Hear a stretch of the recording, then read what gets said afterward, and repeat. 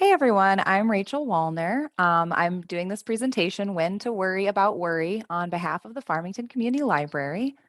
Um, a little bit about myself. I am a social worker through the Beaumont Teen Health Centers. I work specifically at our Romulus site, which is located in the Romulus High School. We provide medical and mental health services to youth ages 10 to 21 in Wayne County. And we have currently 7 teen health centers and 5 mental health only sites in the area, but we are adding more literally every year. I put a link on here where you can see our sites, where all our sites are. And we are grant funded, so we accept insurance, but and Medicaid. We also accept uninsured, and we can assist in Medicaid enrollment. And we don't turn people away for inability to pay. So we really try to be as accessible as possible, partly by being located in schools or near schools so that students don't have as much of a transportation or access issue. So we're really trying to bridge that gap. With populations where it may be difficult to reach services at times. And we know it is just a hard time, right? I know I talk with families who've been trying to get into therapists, and there are wait lists, and we understand, and we're dealing with those battles too. But you can feel free to check us out. We do have a lot of areas.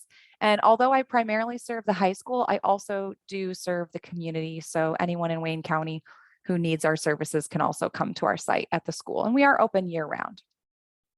So today's agenda, we're going to look at, what does anxiety look like in children or youth? When do I seek help for my child? And how do I help my child? Right. So I think these are hopefully the most pressing questions. I know that there will be many things that I don't go in depth about today because there is so much, right? But hopefully we'll be able to give enough information and also maybe cover some things in Q&A. So anxiety, what is it? Some stress or worry is beneficial. It pushes us to take action. It focuses us. It gives us energy to accomplish important things, right? Like if I didn't have deadlines at work, there is some stuff that would literally never get done, right? Sometimes we need that focus to push the other things aside. Anxiety is a normal response to stress. So on its own, it's not problematic. However, if we have persistent anxiety, it can really impact our body and our mind in negative ways. And I think there's a lot more awareness now about how stress can manifest physically and how long-term stress can be very detrimental to us, right? So I know in some ways some of this is well known, but hopefully I'll be able to shed some light on some more details. So common worries for kids or youth. School performance, right? It's their job. It's what they do 5 days a week. It's huge. Friendships, peer conflict, dating, or maybe they're not even dating, but they're worried about not dating and they want to be dating, or they wonder if they'll ever date, right? Some of you may have that with some of your teens and preteens right now. Family, health of family, that's huge. The future, a response to a traumatic event. Maybe they experienced an accident, a death in the family. Maybe they saw something on TV. They saw a mass shooting recently, or they saw something else that just really causes a lot of concern. Or whatever they see you worrying about, right? Our kids are pretty observant. They notice when we're upset about things. And here's what I think. It's not that you don't show your stress or worry to your kids. You just say, am I modeling good stress management for them? Right. And am I discussing it with them in an age appropriate manner, right? To help them understand and process things, right? Because one of the main ways that kids learn is watching us go through things, seeing how we respond, right? So there may be some very, very stressful things in your life right now, and you don't have to hide it all, but you do want to try to demonstrate what to do with it, right? So, for example, let's say your kid is failing in school or just doing really poorly. It is really appropriate to go to them and say, hey, I'm worried about your grades right now. And I remember last semester how stressed out you were trying to catch up right before finals. Like, what can we do right now so that we don't have to be in that situation again? Maybe it's some way that you can help. Maybe it's finding them a resource at school. Maybe it's just, even having the conversation helps them kind of remember that they really hated being so behind last semester. And yeah, it's nice to not have that last rush. Or it could be, yeah, I'm really worried about grandma being in the hospital too, you know, um, and the doctor's going to call me later today with an update. I'll let you know what I find out, right? That, age appropriate information to share with them, right? And why don't we pray about it together? Or why don't you give grandma a call or write her a letter or draw her a picture that she can look at? Or, kind of offering them some way of responding to the worry, right? So, it's just kind of thoughtful ways of saying we don't pretend worry doesn't exist. We don't try to make it bigger than it is, but we do need to acknowledge the real stressors in life. So, here's a big question, right? What does anxiety look like in youth? Because it can look different than in adults or in children, right? So, perfectionism can be a big one. They're hyper focused on certain things and trying to make sure, above and beyond what needs to be done. Inattention, they can't stay on task, which can be difficult, right? Because if your child has ADHD or kind of is manifesting some symptoms, you might chalk it up to that. Well, if they've had ADHD their whole life, yes, that's certainly going to cause that. But if they suddenly have a really hard time with inattention or staying on tasks, that's not ADHD, that's something else going on. They may seem lazy or unmotivated, right? Kind of the opposite of the perfectionism. They might just try to avoid anything that's stressful. And so that comes across as not doing much. Maybe they're very easily embarrassed. Yes, teenagers are very easily embarrassed, right? But this might be, you kind of notice that more so than their peers typically seem to be, or because they're embarrassed, it really pushes them to not do things that they normally would really love to do. They might be clingy, right? They might just, they always want to be with mom or dad, or they're really not sure about things and want to stay at home. Lashing out at others or being defiant can be a really big one. Anger just goes with a lot of other things, right? Sometimes anger is the loudest emotion going on, but anger is always with a buddy. That's what I tell kids when they're, dealing with anger stuff. I say anger always has a buddy. It's always I'm angry and I'm something else. And anxiety is a big one, right? Because if I lash out, I feel more powerful. And so therefore, it kind of helps me deal with my anxiety, or at least covers it up so other people don't see it. Because I don't want people to see it. And then, of course, physical symptoms, right? So stomach aches are really common, headaches, sweating, hard to breathe, fast heart rate. I have kids that they get panic attacks, or sort of a milder version of a attack where they're feeling it very physically. And sometimes they don't even recognize that it's linked to anxiety. To them, it's just a physical reaction and they're not sure where it came from. Because it may not even pop up exactly in a moment when they were noticing anxiety. It might kind of hit them later, or it might kind of build up and turn into something. And I know this is hard because we say like, oh, teens will be teens and mood swings, and like, aren't all of these things like normal sometimes for kids? And that's really true. So, sometimes it's hard to tell, when is it, hey, my kid's going through a phase, or they're a little more stressed out, and that's okay. They'll ride it through. And when it's a bigger issue. And one thing that can be helpful is to kind of compare to their peer group, right? Now, I do caution with this because, of course, they could be in a peer group that seems to have more concerns than others, or maybe doesn't reflect, you know, so-called normal teen behavior. But it can be helpful to kind of notice, like, yeah, I mean, my kid does that, but it kind of seems like that's what their friend group does, or it kind of seems like the other teens I'm seeing are doing this. So that can kind of help you judge, like, let's say you're at a school event and you're kind of observing your child. Do they seem particularly very different from the crowd in some way? It might kind of clue you into something that's a little different going on. Now, we have different personalities, right? Kids are extroverted, introverted, all those things. And so, like I say, that's one measure. It's definitely not the deciding factor of whether or not this is like a bigger problem, or just sort of a, typical developmental moment, but it can be useful.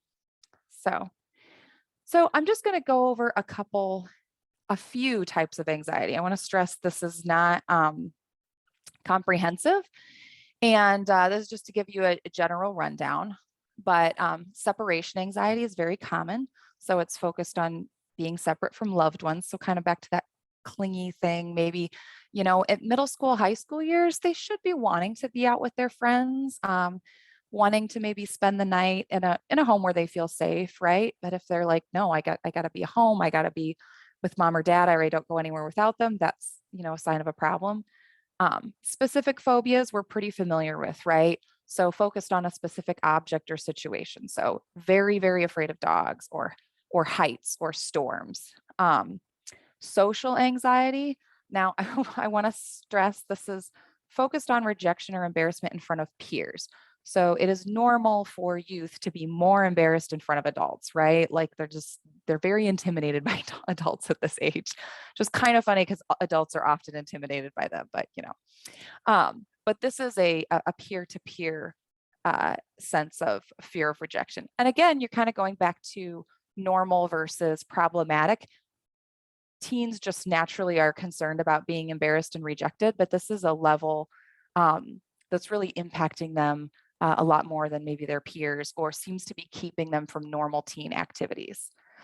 And then there's generalized anxiety, and that's anxiety that occurs most days, variety of situations, and it's very difficult to control the worry. So this is kind of the child that you see, it's like just about everything is worrying to them. Or so you don't, kind of find one of these really specific categories. It's just kind of life overall is a little bit overwhelming, and they can find anything and everything to worry about.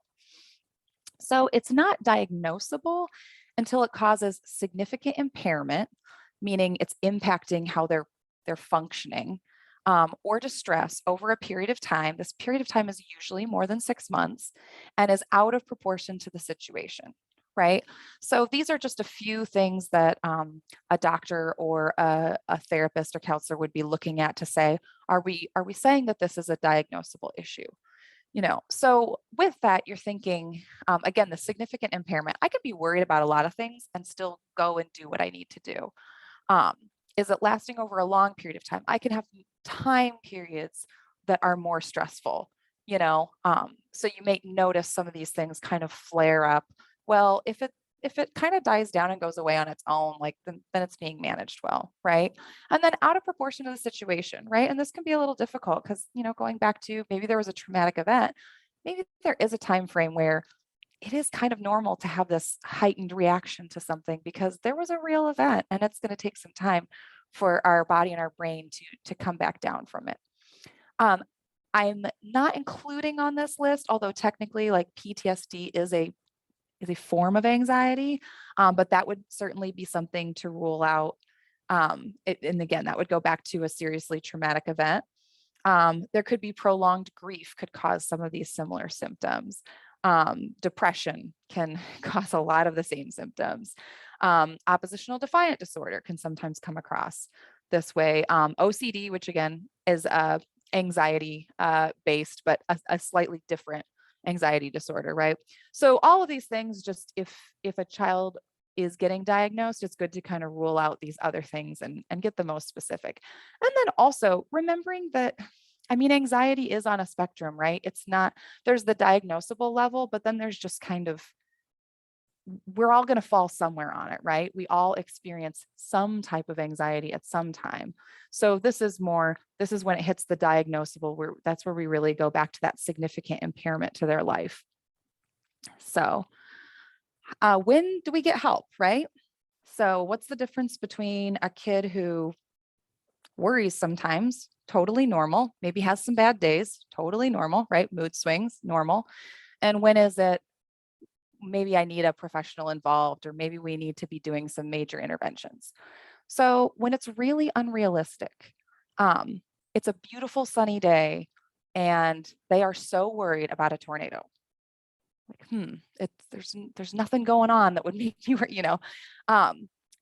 they're,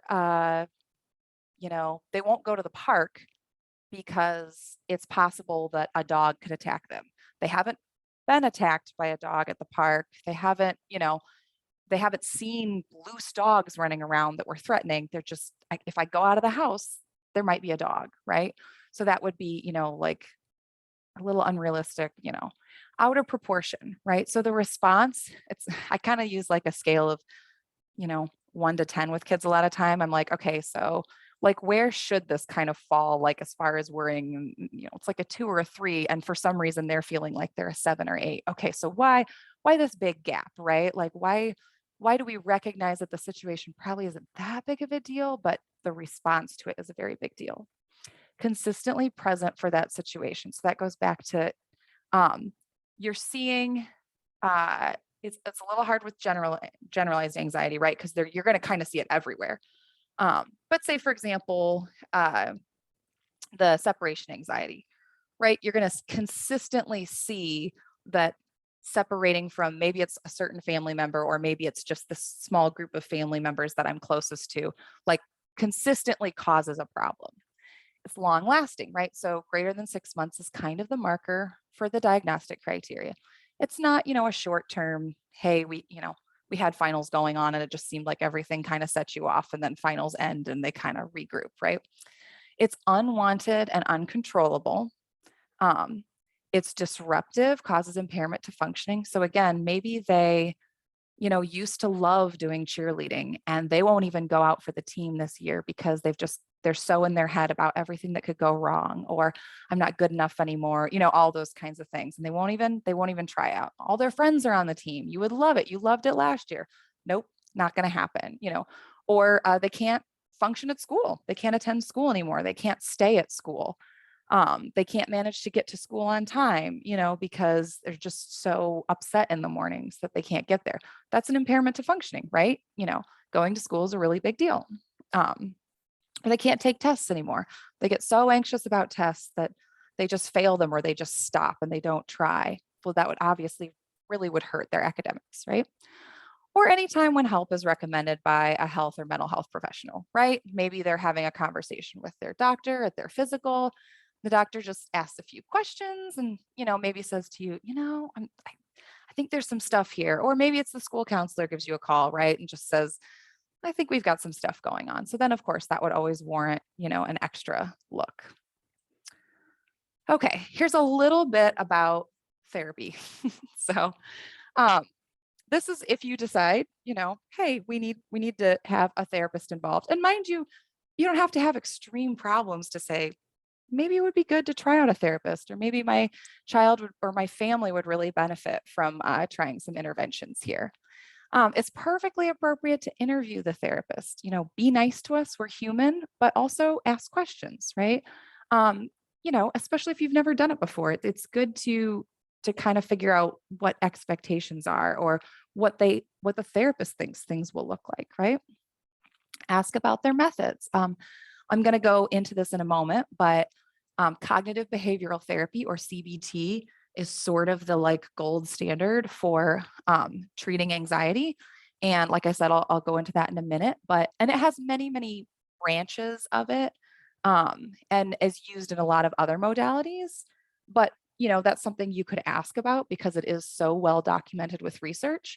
And they may explain to you, yes, I use components of that, but I also use this broader range. And that's not a red flag, right? But whatever terms they use, you can ask more about those terms. And then you can always do a little research on your own if you're interested, or if you haven't, if you're not quite sure. Exposure therapy is very well documented, which is often a component of CBT, but can be done on its own too. A lot of good methods exist. So ask questions, do a little research, but don't feel like you can't ask what they do, or what they're trained in, or what ways that they normally approach things. Work with your child's therapist. Ask about therapy homework. Ask what they're learning. And then I want to emphasize, this is what are they learning and what can we practice at home, not what did my kid say to you in the session, right? So give your child some privacy. This is especially important in middle and high school, right? You want them to be able to be open with their therapist, but maybe they're mad at you and they want to kind of vent to their therapist for a moment. And that's okay, right? Like that's an appropriate place for them to do that. Use family sessions or family time to build up communication. It's not time to sort of like rehash whatever argument we had at home, right? We're trying to like build skills for the future. And I always tell parents and youth, hey, I'm in your life for a short time. So it's wonderful if you can talk to me, but we're trying to build a bridge here because your parents are going to be in your life a whole lot longer than me, right? So we're always trying to work towards that, right? So, working on communication might be a part of some family times. But, respect that there are just going to be some conversations they have with their therapist that they may not share with you. And that's okay, right? Like it's their space and their time. And they may find that talking to their therapist first helps them kind of put the words together to share with you. Or I always offer to my clients too, like if there's something you want to talk about with your parent but you're not quite sure how to approach it, we can do it together, right? Like we can all sit down and we can kind of come up with some stuff together so that we make sure that you're conveying what you want to convey. And then just remember, like you're a therapist is bound by law to report any abuse, any self-harm, any suicidal thoughts or behaviors. So in that privacy, the therapist is not going to be keeping something from you that's very detrimental to your child. So remember that's a law. So that is across the board, whoever they're going to. So a little bit here about cognitive behavioral therapy. And it's, obviously it's more in depth than I'm going to go into here, but so it's this idea, we use a triangle that your thoughts and your feelings and your behaviors are all connected. So, for example, this is why we can kind of look at two people in the exact same situation and they react very, very differently. So I'm walking down the street and I see a dog off leash down the street.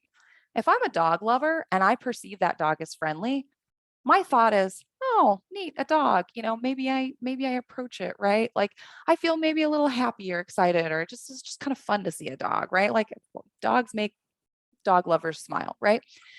I just and that my behavior may be to approach the dog, or maybe I just notice it and smile and comment on it later to someone. I saw the cutest dog today. Now I'm same situation. Person's walking down the street, they see that dog, and their thought is, dogs bite. And that I don't know that dog, and that dog is going to attack me, right? So they're feeling scared, maybe panicky, right? Their behavior is going to look very different. If they run, they're probably getting chased by that dog, right? Which will sort of feed negatively back into that feedback loop, even if that's a totally harmless dog. Dogs just they chase things, right? Or it could draw attention that they really don't want, right? Or maybe they just kind of freeze up, or maybe they, avoid and walk down another street. But the way that they perceive that situation is going to really, really change how they feel about it and how they think about it. So, one thing with anxiety is thoughts tend to be very distressing and they tend to be in extremes. So, kind of all or nothing, worst case, unrealistic, right? Kind of going back to some of those signs of why are they reacting at a 7 when the situation is a 2, right? And they seem a lot of times the thoughts are just kind of warped, right? So I fail a test turns into I am a failure, right? Like that, just across the board, I'm a failure. That is who I am. That is what I do. It's done. And they might be a really good student. That may be just one test that they failed, but that anxiety kind of magnifies all the negativity about it. So one thing that we do in CBT is we try to identify some of those distressing thoughts, which sometimes we are not aware of. We're kind of reacting to those thoughts without really knowing what the thoughts are. Then we look at what feelings are connected to those thoughts. So because I have these thoughts, what does that push me to feel? Then we're looking at that thought. Is it true and is it helpful? Or is it in those extremes, or is it all or nothing? Or sometimes it's wildly off base, but a lot of times there's some element of truth to it, right? So, I mean, even something as simple as I'm going to die. Okay, that is a very true thought. Like we are going to die, but it's not a very helpful thought for me to just carry around. Now, if I'm in a really bad situation and I'm afraid for my life, I'm going to die is a helpful thought because it's going to push me to react and to get out of that situation and keep myself safe. That's not out of proportion, right? But if I'm just having that feeling all the time, or having that thought all the time that's leading to those panicky feelings, or I don't leave my house now because bad stuff happens in this world, you can see how although it has an element of truth, it is not a helpful thought. And it really needs to be modified to something that's much more true and much more helpful. And that's the next step of that, is saying like, okay, so how do we take this extreme thought and make it much more realistic and true and helpful so that when I think about it, it actually helps me respond appropriately to the situation. So when we improve our thoughts, our feelings will naturally follow, and then our behaviors will improve because now I'm responding out of a more rational place and a more helpful place instead of just kind of my whatever my first response was. Um, CBT also involves using coping skills because sometimes my thoughts are just too jumbled or fast, or I'm too in the moment to deal with the thoughts, and so I'm using could be relaxation techniques like breathing, could be some grounding skills to kind of pull like help my brain calm down a little bit, help my body calm down a little bit. Just generally taking good care of myself will help me keep a clearer mind and a better body, right? So I also we work on the feeling side. So as I said, better thoughts, better feelings, better choices, which it's a feedback loop, right? When I make better choices, it's easier to think better and to feel better, right? Okay, so big question here. What about medication, right? So, um, always have an experienced medical professional who understands psychotropic medication for children. And here's what I mean by that.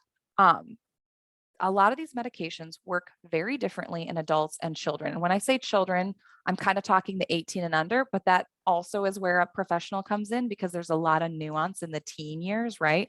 In some ways, they're developing at the adult level, and in many ways, they aren't. So, and it can vary from child to child, right? One 17-year-old is functioning more like a 20-year-old, and another 17-year-old is functioning more like a 15-year-old, right? And so the medications are going to impact differently. And then body types, right? Like adult doses versus doses for children. So have someone who really understands that. It could be their primary doctor. Their primary doctor may often prescribe a certain medication and is very well aware of how it interacts um, or it could be a psychiatrist, right? So ask about side effects, right? What's expected? What's something where we'd see it and we say, yeah, I mean, the medication kind of does that, right? And what would indicate a problem, right? There are certain things where if this is the side effect that's happening, it's like either this isn't working or maybe there's a dangerous response going on and we need to change that. If you're using medication, please always include a therapy component. Studies just consistently show that medication with therapy is so much more effective than medication alone. And I really push that because I know sometimes it's just, I mean, like a pill, I can get a monthly prescription to, right? Therapy, it's I got to go every week. Like we got to make time for that. It can be very difficult. And the kid could resist it too, right? They'd be like, I don't want to go talk to that therapist you know but just know that there is a lot of research to support that using them together is much more effective than medication alone. um, and there are no magic pills, right? Like we don't expect that they take this medication and then all the symptoms disappear and they're just happy go lucky. But properly managed medication could give enough relief to allow them to actually do the work that they need to do in therapy, right? So I think of it kind of like pain, right? If I need knee surgery, right? And I get knee surgery and I'm dealing with a lot of pain in my knee. My doctor's going to give me pain medication, but they're not going to give me enough pain medication to eliminate the pain, right? But what they do is they give me enough that then when I go to rehab, I can do the work that I need to do, right? I can keep it moving. I can keep doing what I need to do to heal it and to really work on hopefully not needing pain medication at all, right? And then also remember that good sleep and routine activity or exercise can produce some of the same results as medication. And it will always help when they're on medication, right? We know this. We know we need to be active. We know we need to be healthy. We know we need to get sleep. But trust me, it is a huge, huge part of, especially when you're highly stressed or dealing with these things. And that some people find that they genuinely, if they can get into a good routine, it does just as much as the medication did for them. So always be using that component too. And sometimes the medication is needed to establish some of those routines too. So, all right. Um, how can you help, right? So sure, you can hook them up with a good therapist, good psychiatrist, all of that. But what can you be doing at home? Or maybe you're just looking at it and you're saying, I don't think my child's at that level, but I recognize that they're not doing great with this or that they need to learn some more. Like, what can we do at home? So just mentioned it, right? Good routines, good sleep, good eating, being active, getting outside. It genuinely makes a difference. You probably all heard of seasonal depression disorder. It's a real thing. When winter hits in Michigan, we're indoors a lot. We have a lot more darkness going on. It actually does dip our mood. So even in the wintertime, I just always encourage, if it's a beautiful day, get some sunshine. Maybe you're getting some sunshine by sitting near a window, right? And you don't go outside. Or maybe it's just nice enough that you can go out and enjoy it for a few minutes, or, go for a walk or something like that. It really will do wonders for you. Offer gentle observations, okay?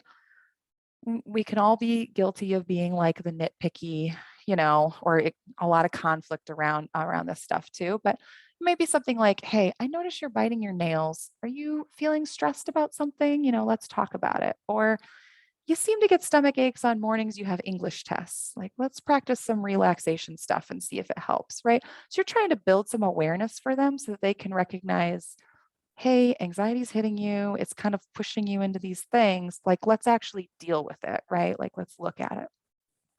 Practice social skills. COVID did not help us with this, right?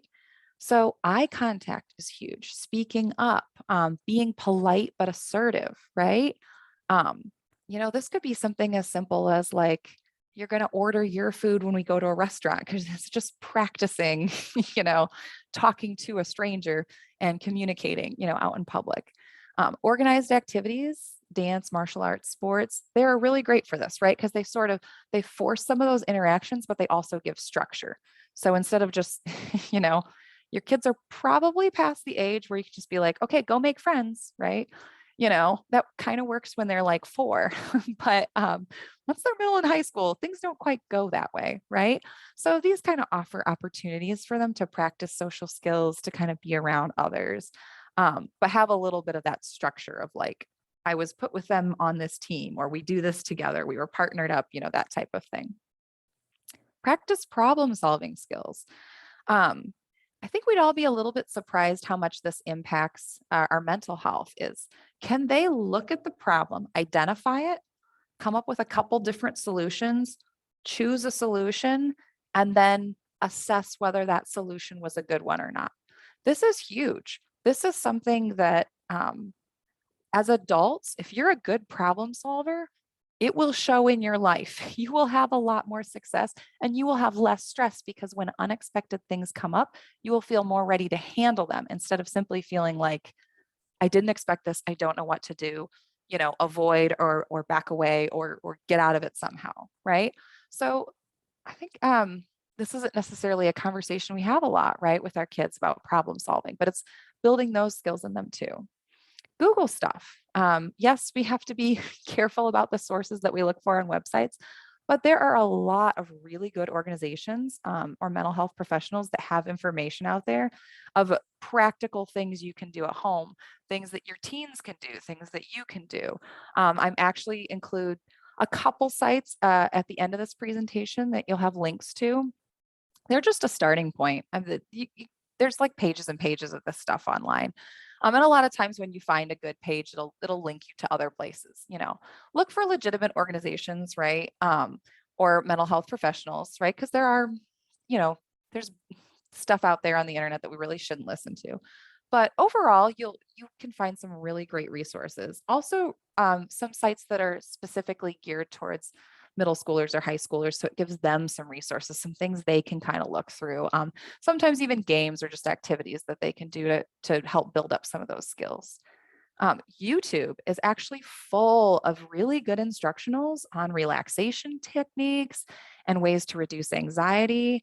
Obviously, you want to monitor, for age appropriate material, but there may be some videos that your child finds that they find really helpful. And so, kind of going back to that, like, you seem really stressed out, like, hey, why don't you do that breathing video? Or why don't you check out one of those, videos from so and so that posted? Like, I know you really like their content. It just gives their child something to kind of focus on a little bit and to practice with. And then it's something, if they're following one of those relaxation videos and they learn some of those skills, you guys could be out in public and you notice they're feeling a little anxious, and you just kind of talk through it on your own. Like, okay, let's think about in that video, they have you breathe in for 4 counts and hold it 4 counts and breathe out 4 counts and hold it. Okay, let's just practice that together for a minute and see if it helps.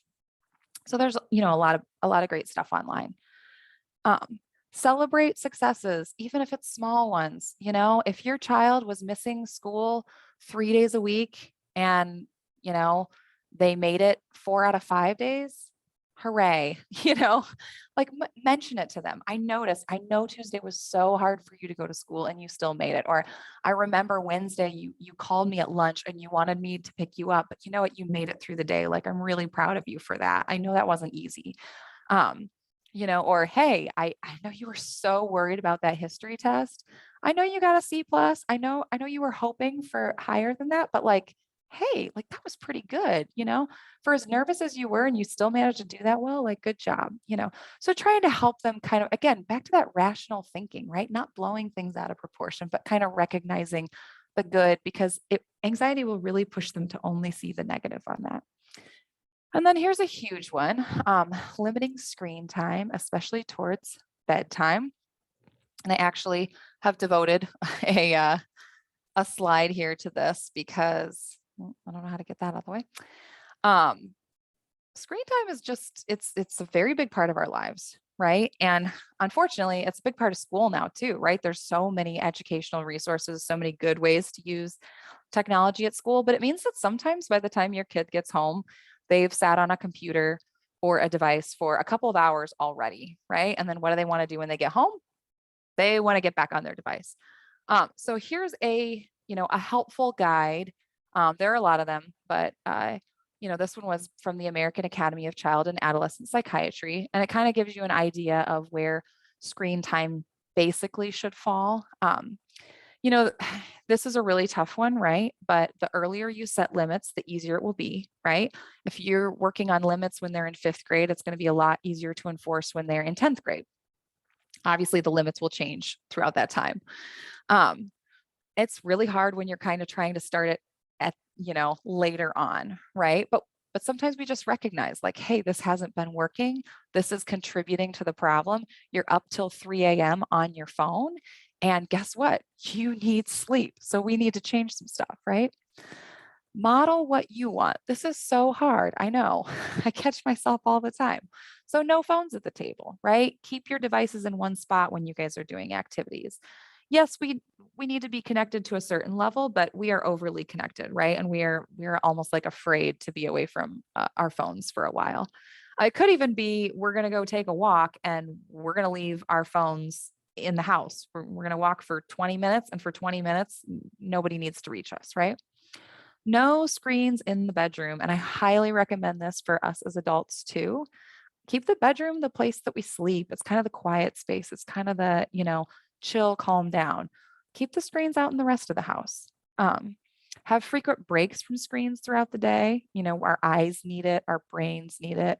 Get up and move, right? When we're on our screens, we are not moving. And then talk about reasons for limits, right? This is huge, especially with your older kids. It's not just do what I say.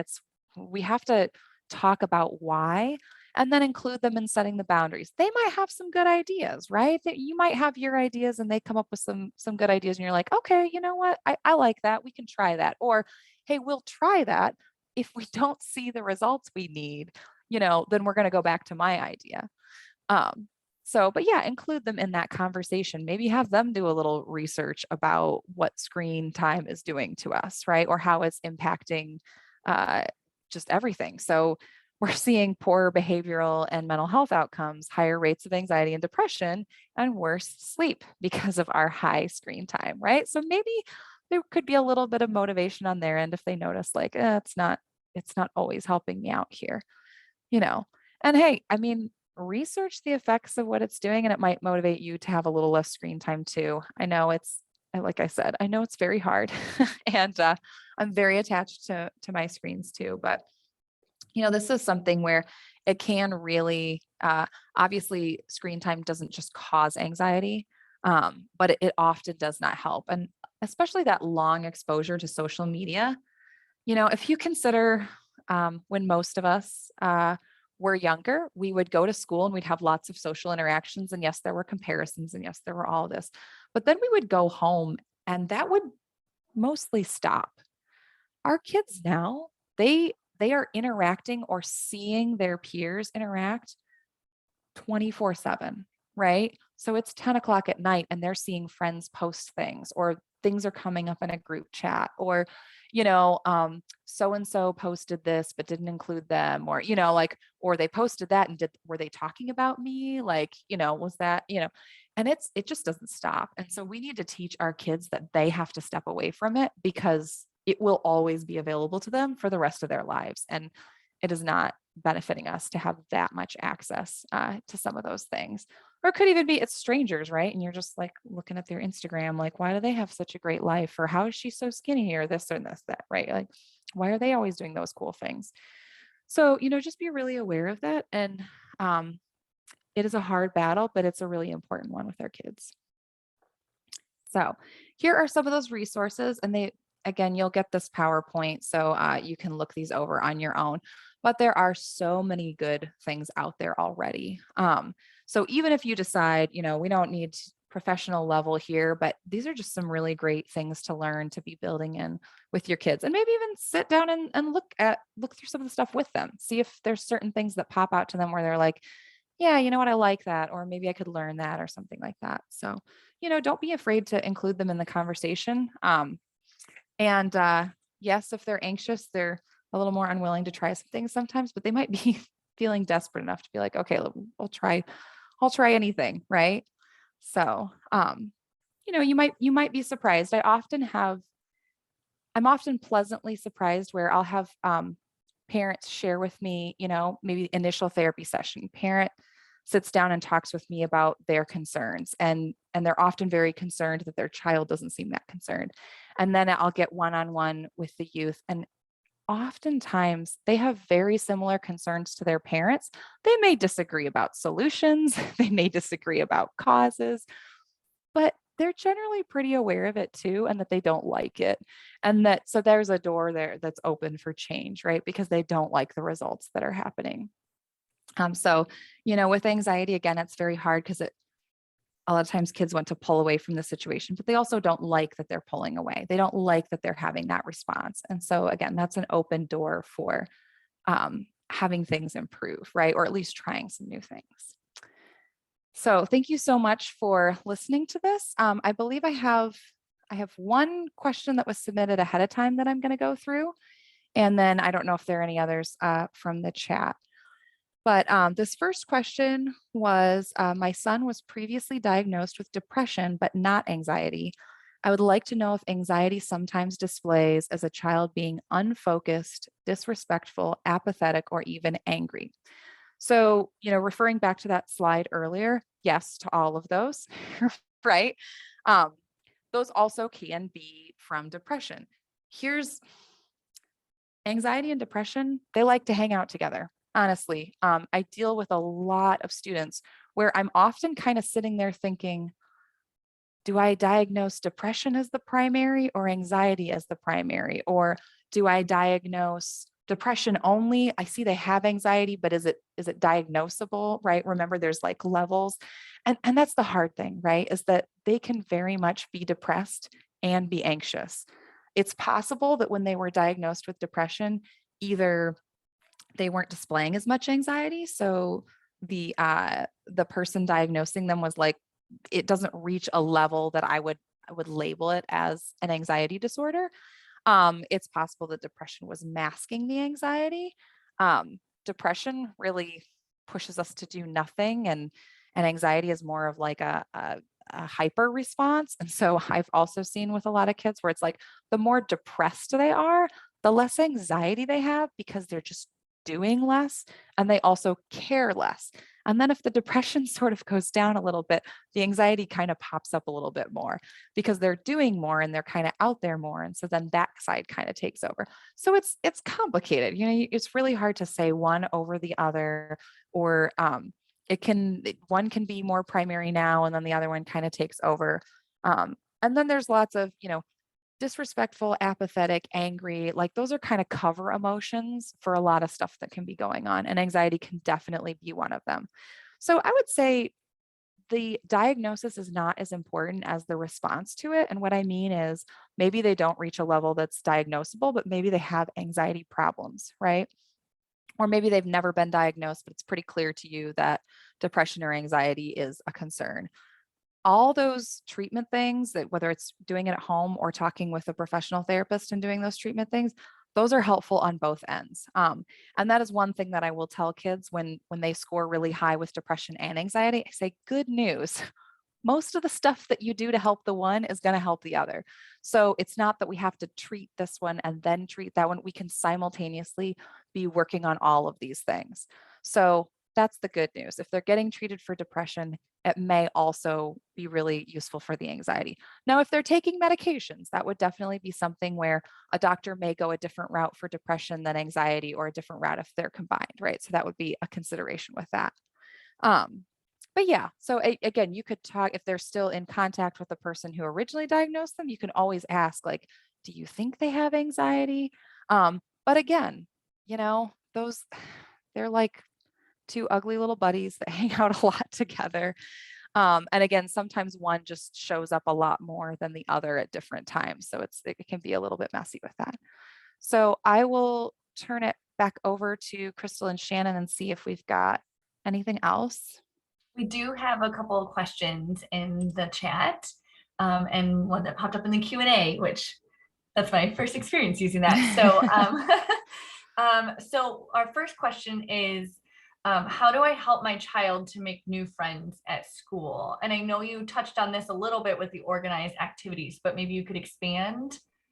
Mhm. Yeah, it's really hard, right? Because we want to tell our kids, like, oh, just find somebody in the lunchroom and go talk to them. And like, in reality, that's extremely hard to do. And depending on there might be mixed reception to that, right? I would say a lot of times when I'm talking about kids with social stuff, I'm saying number one, generic conversation starters. Like if you sit next to a kid in class and you kind of think they're a nice person and you kind of think maybe you'd want to be a friend, but you don't know how to start a conversation, I say everybody loves to be complimented. Maybe they have cool shoes, and you just say to them one day, like, I really like your shoes. Where'd you get those? Or something like that, right? Like something super very generic. But guess what? I like it when someone tells me they like something about me, and it opens up a little bit of door for interaction. That would be like very low level social skill, right? Starting a conversation, you know. I would really say like help them kind of think on that problem solving level. Okay, can you pick somebody who you think maybe would be open to being your friend, right? Like don't just randomly pick someone because some kids are not going to be very good if you approach them, right? So you're trying to help your child build those social skills and recognize, if that person is kind of sending off signals that they're not approachable or they're not a very good person to talk to, like follow those signals, right? But there's probably a lot of people who are maybe being friendlier, or maybe there are people who've reached out to this kid, but they're so anxious about it that they miss the cues, right? So kind of maybe processing some of that stuff with them. And maybe even, like I said, back to that observing, maybe if you guys are out somewhere and you watch your child, it might give you some really good hints. Oh, I see my kid never looks up from the ground. Okay, well, how are they supposed to tell if someone's being friendly or if there's an opportunity when they're like too nervous to look around, right? So that could be one thing with it, right? Like kind of talking to them, hey, I noticed this, or I noticed you were on your phone the whole time sitting in the corner. Guess what? I am not approachable if I'm in the corner with my phone. And maybe I'm doing it because I'm scared of the social interactions, right? But I'm also keeping myself from having social interactions. So there might just be some of that basic, social skills and problem solving. But yeah, again, if you can get them involved in a group, um, depending on how old they are or maybe your relationship with the teacher, maybe you can ask for some observations. It seems like, my child really has a hard time connecting. The teacher might be able to say, yeah, I've noticed this or that. And you guys might even be able to talk with the student about a little bit of a game plan. If they're a little bit older, maybe get their permission before kind of going that route. So they're not, and you might have to kind of work, what if we talked to her about it, or what if we did this or that. Um, because you want to kind of help them develop some of that stuff on their own. But yeah, like being involved in those groups or finding those opportunities and then really, and I'll look up. I mean, sometimes it sounds silly, like the basic social skill stuff, but I'll even tell kids if you're not looking at someone's face when they're talking, you're missing so much communication, right? And so it's really hard to understand what that person is trying to convey to you when you're missing. It's just like when we text, right? Someone texts you and you read it and you're like, okay, but did they mean like they're fine or did they mean like I'm fine or did they, like I'm fine, like I don't know. I don't have it, So, it's kind of teaching them like you got to look at the whole picture, right? Like you got to find those clues because sometimes people will say things that they don't mean or they'll say things and you misinterpret what they meant, right? And so we're trying to look at all of it. But a lot of times kids that are scared of social interactions, they're not looking at other people's faces. So they're not interpreting good feedback and they will often perceive people as being unfriendly when that person maybe was at the worst indifferent or maybe was kind of being friendly, but it didn't sound like, hey, I want to be your best friend, come hang out with me. And so the kid just like assumed like it was not a good thing. So hopefully there's some helpful stuff in there. Okay.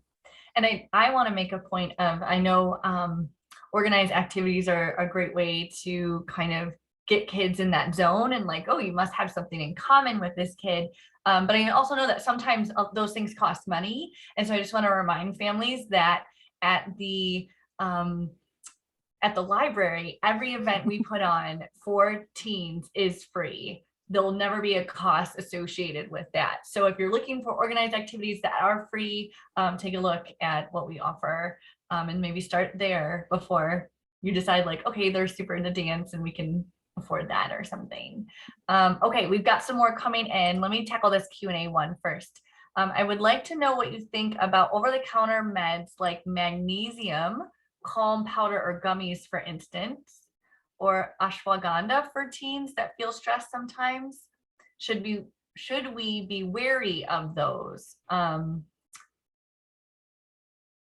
College applications, but also just been a teen dealing with friends, quizzes, and so on. And also, thank you. That was a great presentation, clear, organized, and with a lot of real life examples. So.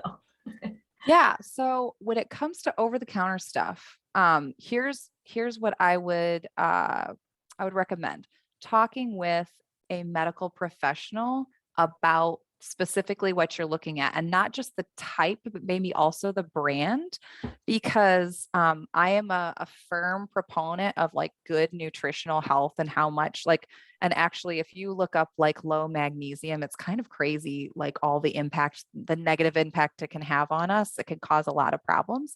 But here's my caution. Um, Make sure that it's a quality source.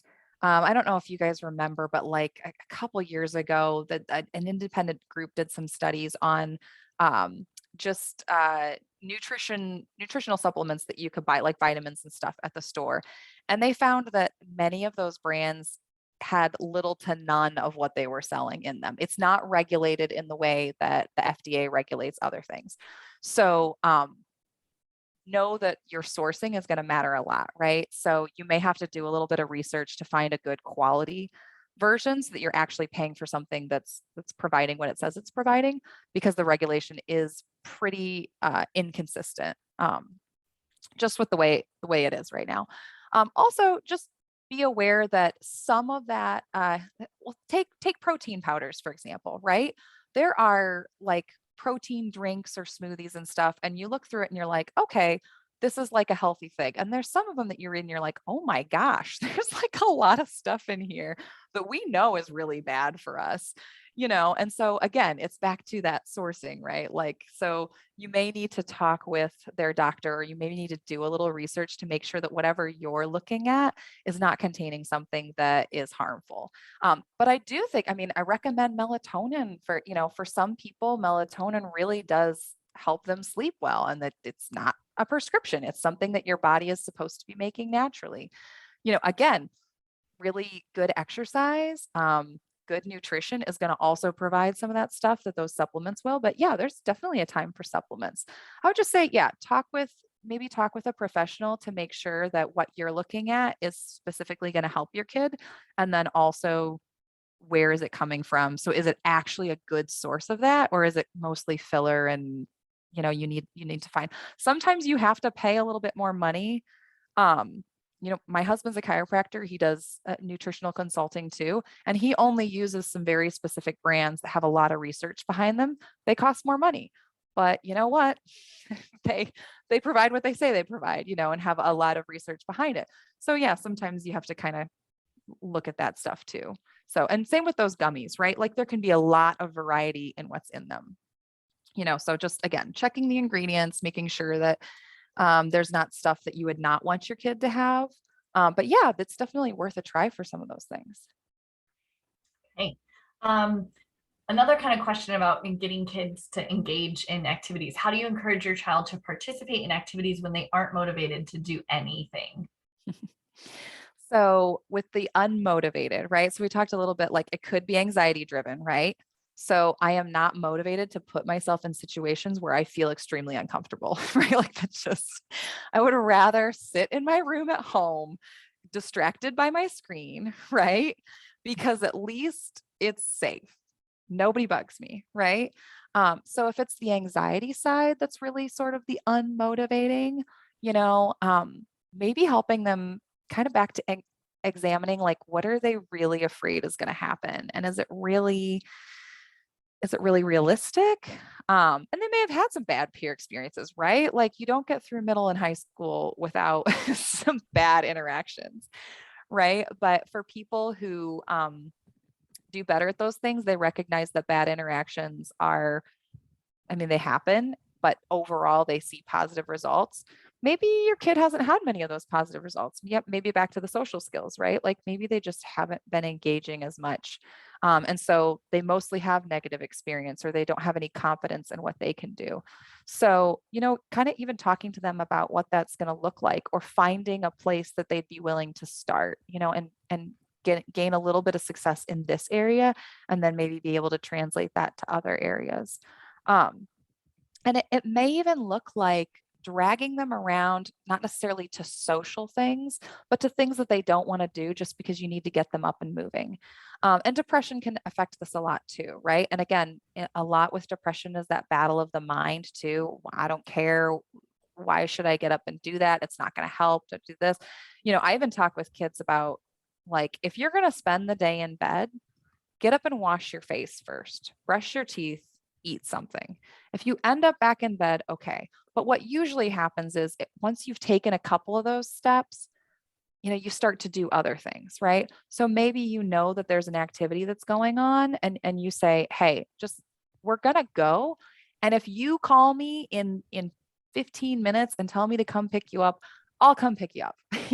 Like I will be there, right? But like just go try it, right? Maybe it's something at the library, and like, but I know you love that book, or I know you love that show, or I know go try it, right? I will be around the corner. You send the signal, I will come get you. Um, but probably if they go for 15 minutes, they'll make it through the whole thing, and then if they've gone once, they're more likely to go again. Right. So sometimes we just kind of stair step some of those things. And sometimes it is a little bit like, you have been in this house for, 2 days straight. We're getting up and we're going somewhere. I don't care where it is. Like I know for your health, you need to get out of this room. Right. Okay. Our next question we have is, how can you tell if it's manipulation or truly depression or anxiety? It's a very, very hard question, because right, we can't read minds. We can't know exactly. I would say this, in some ways, it can be manipulation in the sense of I have an end goal that I want to get to, and I'm going to use the tools that I have to get there, right? So in some sense, we all use manipulation in a positive way, right? Like, um, but it's not a sinister thing, or it's not a really unhealthy thing, right? Like, so I have my goals. I'm trying to work towards my goals. That leads me to act or do or say certain things, right? So, I mean, one thing I would say is Manipulation is a very emotional term. And if I feel like I'm being manipulated, I'm going to push back pretty hard on that. Right. And so I would caution you to say, like, what's my kid's motivation? What's their end goal? Right. And is it that they have sort of this sinister manipulation, I want to use you? Or is it I've just kind of learned this is how I survive and do things, which does not mean all their motives are pure. And quite frankly, neither are mine in life. And we know that teens tend to be self-focused.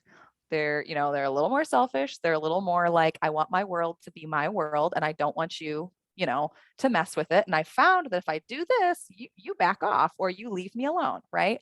And I have plenty of kids where I'm like, yes, you have anxiety. Yes, you have depression, but you still got to take responsibility for your own actions, right? And so it's kind of instead of like trying to figure out, is my kid actually feeling anxious versus are they just manipulating the situation? It's maybe not one or the other, right? But just because if I know you're anxious or I know you're depressed, I don't say, oh, okay, well, good luck. And I just like leave it alone, right? I say, okay, you need some help, right? If I see major behavioral issues, I don't say, like, oh, that's too bad that you're ruining your life that way. No, I want to step in and help, right? So we may disagree on what that help looks like. And that may be where a therapist becomes really helpful, right? Because that therapist is not you. One thing I love about my job is that I am not their parent. So when we have conversations, I I maybe guide them in certain ways, but they also know that I am not the rule maker. And so they talk with me a little differently and they're a little more open sometimes.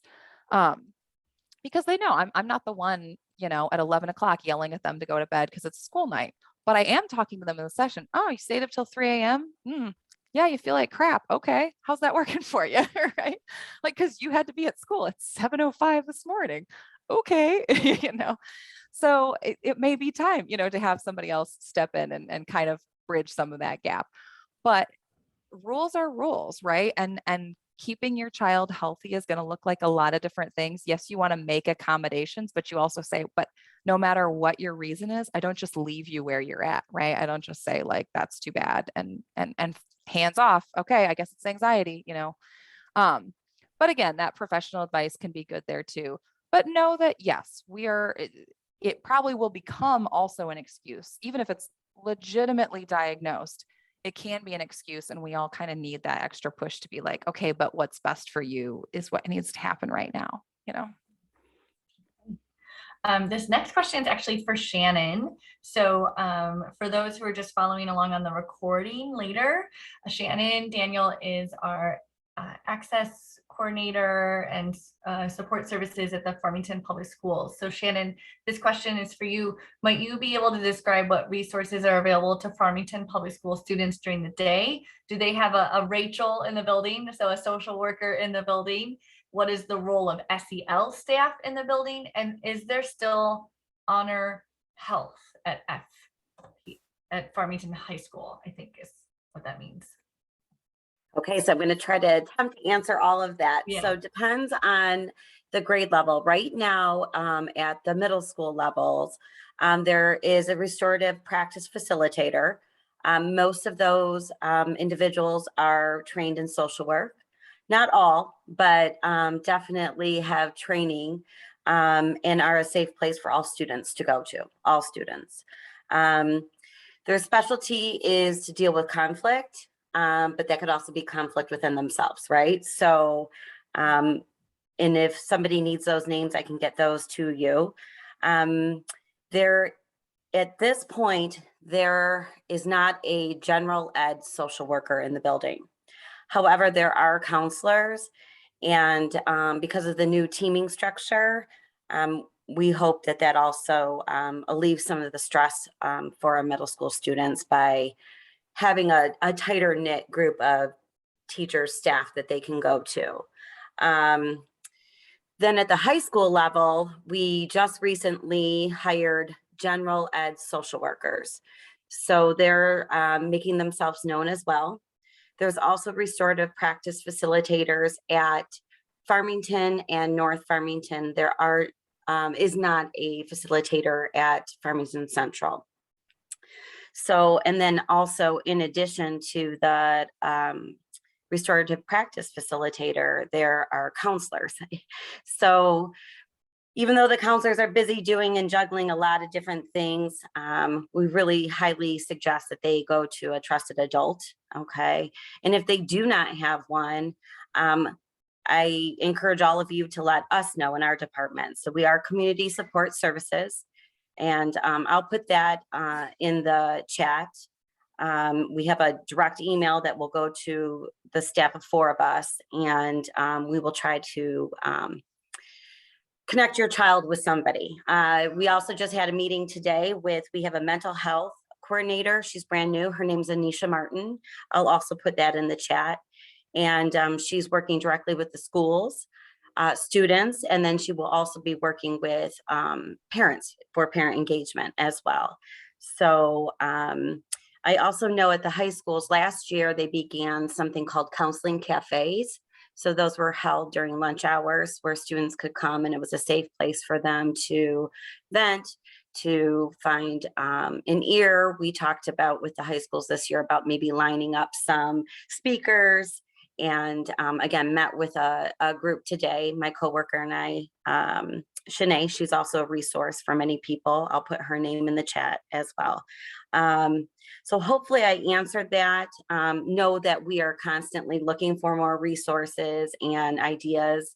So also if families have ideas for us, shoot them to us in an email, and I will try. My job is access and opportunity. So I will try to find that opportunity for your students. And a lot of times we're trying to find partnerships outside in the community so that it is not just a one and done deal. It's an ongoing situation. Now, with regard to Honor Health, I do not have that answer. We were starting to have some of those conversations today with Onisha.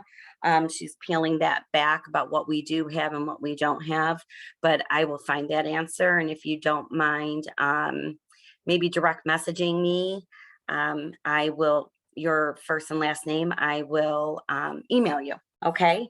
So hopefully I answered everything. And if not, I will direct message me and I will find an answer for you. Okay. I think you did. I think you covered everything. I'm going to go ahead and stop the recording now so we can put more content. We can allow people to talk and that kind of thing. But go ahead and keep putting stuff in the chat. And let me just stop the recording here, and know that there'll be links provided in the YouTube channel below to some of the resources that Rachel is sharing as well.